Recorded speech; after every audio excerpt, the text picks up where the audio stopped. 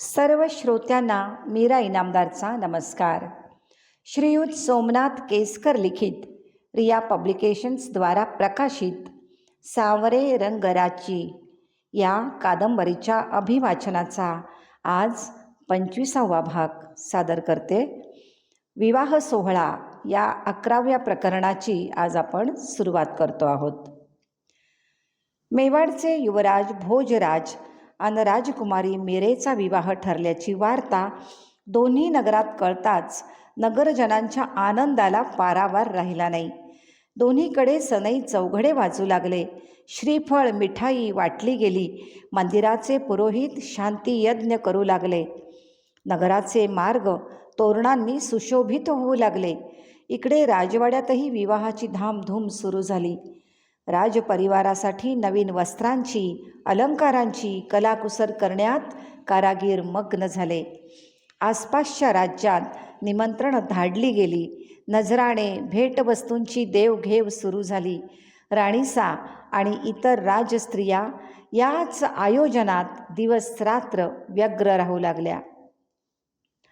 मात्र मेडत्याची वाग्दत्त नववधू मीरा शांत होती. नेहमीप्रमाणेच तिची गोविंदाच्या मंदिरात बसून पूजा अर्चा सुरू होती. भजन गायन सुरू होतं. जणू काही या सर्व धामधुमीपासून ती अलिप्तच होती. ती आपल्या विश्वातच रममाण होती. कधी नेत्र मिटले की अचानक तिच्यासमोर पितामह दुदाजी उभे ठाकत, प्रेमळपणे तिला भजन गाण्यास सांगत. ती पुन्हा तल्लीन होऊन त्यांच्यासाठी एखादं पद गाऊ लागे. मध्येच तिला त्यांचे शब्द आठवत. लाडो, तू कुठेही असशील तरी हा तुझा कान्हा तुझ्यासोबतच असेल. त्यामुळेच ती शांत मुद्रेने तिच्या जीवनातील साऱ्या घटना पाहत होती, अनुभवत होती. विवाहाचा मुहूर्त जसजसा जवळ येत होता तशी दोन्ही राज्यात धामधूम वाढली होती. नगरं गुढ्या तोरणांनी सज्ज झाली. नगराच्या मुख्य प्रवेशद्वाराजवळ अतिथींच्या स्वागतासाठी मंडप शामियाने उभारले गेले. राजवाड्याकडे जाणारे रस्ते रांगोळ्यांनी शृंगारले गेले.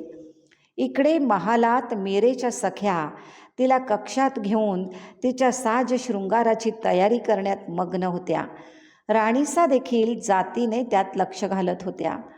मीरेला कशानेही दुखावलं जाऊ नये म्हणून त्या काळजी घेत होत्या. त्यांनी मीरेची सखी ललिता तिला महालातच तिच्यासोबत ठेवून घेतलं होतं. बालपणापासून विरक्त भावात जगलेली आपली लाडो आता तरी संसार सुखाचा अनुभव घेईल या आशेवर त्या होत्या. त्यामुळेच एकीकडे मीरेला त्या कान्हासोबत पूजा अर्चा करू देत होत्या आणि दुसरीकडे तिच्यासाठी सुंदर वस्त्रालंकार बनवून घेत होत्या. विवाह सोहळा काही दिवसांवर येऊन ठेपला तसा मेवाडहून राणांचा निरोप आला. लवकरच राजकुमार भोजराज राजपरिवारासह आपली वरात घेऊन मेडत्याला येणार आहे. झालं. निरोप येताच एकच लगबग सुरू झाली. 2च दिवसात ही वरात मेडता नगरीच्या प्रवेशद्वारापाशी आली. राजकुमार, निवडक सरदार, मंत्रीगण राजस्त्रियांसह नगराच्या सीमेवर दाखल झाले. आभूषणांनी शृंगारलेल्या शुभ्र अश्वावर बसलेल्या या राजबिंड्या राजकुमारास मेडत्याच्या भावी जावयास पाहण्यासाठी नगरजनांनी सीमेपाशी मोठी गर्दी केली होती. आसपासच्या अनेक लहान मोठ्या ग्रामांमधून प्रजा आली होती. सगळीकडेच उत्साह ओसंडत होता. प्रवेशद्वारापाशी राजे बिरमदेव स्वतः वरातीच्या स्वागतासाठी उपस्थित होते. नगराच्या सीमेवरून अनेक तोफांच्या सलामी दिल्या गेल्या. रांगोळ्यांनी आणि पुष्पमाळांनी सुशोभित केलेल्या राजपथावरून वरातीचं आगमन झालं. छत्र, चामरं, ध्वज झळाळत होते. सनई चौघडे वाजत होते. वाद्यांच्या गजरात आणि जयघोषातच राजकुमारांचा राजवाड्यात प्रवेश झाला. राजे बिरमदेवांनी पाहुण्यांच्या स्वागतासाठी भव्य तयारी केली होती. सभोवती अनेक शामियाने मंडप उभारले होते. त्यांचं खानपान, मनोरंजन याची चोख व्यवस्था केली गेली होती. अनेक देशांचे राजे, महाराजे, मंत्रीगण या सोहळ्यासाठी सारे उपस्थित होते. प्रत्येकाचे यथोचित मान सन्मान करून त्यांची योग्य बडदास्त ठेवली गेली होती. त्यामुळे सगळेजण समाधानी होते. इकडे राजमहालात मीरेचा शृंगार सुरू होता. राणी सास स्वतः उपस्थित होत्या. राजपूत प्रथेनुसार कुंकुम रंगावर सोनेरी बुट्टीचं नक्षीकाम केलेली भरजरी चणिया चोळी तिने नेसली होती. अंगभर अनेक मोहक अलंकार परिधान केले होते. कंठामध्ये रत्नहार होते. पायात पुष्पवेलींची कलाकुसर केलेली सुवर्ण पैंजणे होती. नववधूच्या रूपामध्ये, मेडत्यामध्ये जणू देवकन्याच अवतरली होती. तू सासरी गेलीस तरी तुझा गोविंद तुझ्यासोबतच घेऊन जा, या राणीसांच्या आश्वासनामुळे ती निरपेक्ष भावाने विवाहाचे सारे सोपस्कार पूर्ण करीत होती. जणू काही ती आपल्या कान्हासाठीच हा सारा शृंगार करीत होती. तिचं हे नववधूचं रूप पाहून राणीसा मायेने तिची दृष्ट काढून गेल्या. कितीही झालं तरी त्यांना मीरेचीच चिंता लागून राहिली होती. अप्सरे समान सौंदर्य आणि रती समान मोहित करणारी त्यांची लाडो सासरी जाऊन कशी वागेल, कसा संसार करील, या चिंतेमध्ये त्या होत्या. बालवयात गिरीधर गोपाळाचा छंद जडलेली आणि विरक्त झालेली ही कृष्णवेडी राजकुमारी सासरी पतिपरायण कशी राहील, याचाच विचार त्यांना सतावत होता. किमान विवाह सोहळा पार पडेपर्यंत तरी तिने या कान्हास दूर ठेवावं असं त्यांना वाटत होतं. पण मीरेचा हट्ट त्यांना ठाऊक होता. त्यापेक्षा कान्हाला बरोबर ठेवून निदान विवाह सोहळा तरी निर्विघ्नपणे संपन्न होऊ दे असं त्यांना वाटत होतं. एकदा का पतिगृही गेली की मग हळूहळू या गोविंदाचा विसर पडेल, या आशेवर त्या मीरेचा हट्ट पुरवीत होत्या.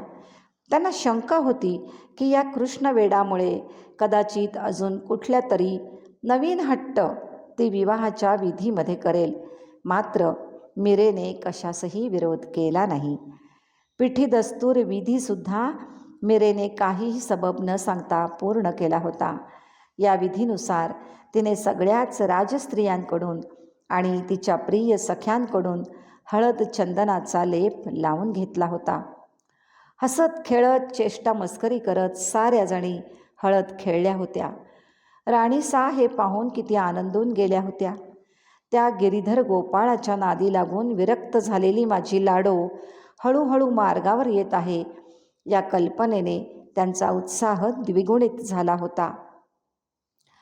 मीरा विवाहाच्या प्रत्येक विधीमध्ये कान्हाला सोबतच घेऊन होती. तो सोबत असेल तर तिला कुणासही दुखवायचं नव्हतं. त्यामुळेच प्रत्येक विधीमध्ये साक्षी भावाने, विरक्त मनाने ती सामील होत होती. तिचं हृदय मात्र खोलवर कुठेतरी कृष्णप्रेमाचाच ठाव घेत होतं. वरून शांत दिसणारी तिची चर्या अंतरातून मात्र गीतेतला प्रेमयोग शोधत होती. विवाहपूर्व सारे विधी तिने आपल्या गोविंदाला सोबत घेऊनच पार पाडले. ते विधी संपन्न होताच तिने आपल्या कक्षात जाऊन गोविंदाच्या त्या मूर्तीसही राजकुमाराप्रमाणे शृंगारित केलं. त्याच्यासमोर कृष्णकुंजात भजन गात बसली. तिची प्रिय सखी ललिता तिच्यासोबत होतीच. ललिता मीरेच्या बालपणापासूनच तिच्यासोबत होती. त्यामुळेच ती मीरेस पूर्ण ओळखून होती. या लाडोने मनाने कान्हाला आधीच वरलंय, आपला पती मानलंय हे तिला ठाऊक होतं. मात्र कशीबशी समजूत काढून या राजकन्येस तिनेच विवाहाला तयार केलं होतं. आपली सखी मीरेची चिंताही तिला होतीच. लाडोने विरक्त राहून समाजविरोध पत्करू नये असं तिला मनोमन वाटत होतं. त्यामुळेच ललिता मीरेसोबत राहून सर्व विवाहविधींमध्ये सामील होण्यास तिला प्रवृत्त करत होती. मीराही आपल्या सखीवर विसंबून ती जे सांगेल ते निमूटपणे करीत होती. राणीसा मीरेला तिची सखी ललितेच्या हाती सोपवून निर्धास्त झाल्या होत्या. मेवाडच्या राजकुमाराची स्वारी भव्य मिरवणूक घेऊन राजदरबारी आली आहे हे समजताच ललितेने महालाच्या गवाक्षातून त्या शुभ्र अश्वावर आरूढ राजबिंड्या राजकुमारास पाहून घेतलं. मग मीरेकडे येऊन वरातीचं इत्यंभूत वर्णन केलं. तिच्या सखीच्या मुखातून ते वर्णन ऐकून मीराही हसत सुटली. अगं हसतेस काय लाडो? तुझ्या राणाचं वर्णन करते मी. आता तू मेवाडची महाराणी होणार आहेस, एका मोठ्या स्वाभिमानी राज्याची स्वाभिमानी महाराणी, आणि तू हसतेस? लटकेच रागाने ललिता म्हणाली. तू ज्यांच्या रूपाचं आणि गुणाचं वर्णन करीत आहेस ते फक्त मेवाडचे राणा आहेत, परंतु माझ्या नेत्रांसमोर मला हा अखंड विश्वाचा राणाच दृष्टीस पडतोय, म्हणून मला हसू येतं आहे. मी मेवाडची महाराणी होणार आहे की नाही हे मला ठाऊक नाही, पण मला माझ्या गोविंदाची महाराणी व्हायचं आहे हे मात्र नक्की. अगं वेडे, या गोविंद वेड्या मीरेला चांगलंच खडे बोल ऐकवावेत असं ललितेच्या मनात आलं होतं. परंतु या मंगलप्रसंगी तिला कशानेही दुखवायचं नव्हतंच. विवाह संपन्न होईपर्यंत तिच्या कलानेच जायचं होतं आणि हा राणीसांचा आदेश होता. म्हणून हसत ती म्हणाली, अगं वेडे, या कान्हाची तर तू आहेसच ना महाराणी. तुझ्या मासानी यांचा विवाह तुझ्याशी लावल्यापासून, पण आता या क्षणी तुला राजधर्माचं पालन करीत विवाहवेदीवर उभं राहावंच लागेल. सारी मेडता नगरी तुझ्या विवाहासाठी मंगलकामना करीत सजलेली आहे. मग तू कशी मागे राहू शकतेस? आपल्या आनंदापेक्षा इतरांना दिलेला आनंद श्रेष्ठ, असं तुझ्या या गोविंदानेच सांगितलंय ना गीतेमध्ये. ललिता तिला समजुतीचा उपदेश करू लागली. श्रोते हो, ललिता मीराला समजुतीचा उपदेश करते. मीरा देखील शांतपणे ऐकते आणि साऱ्या जणी मिळून आता मीरेला तयार करणार आहेत. तर ही सगळी तयारी कशी बरं चालली आहे पाहूयात पुढच्या भागात. तोवर थोडं थांबूया आणि पुढच्या भागात पुन्हा भेटूया. धन्यवाद.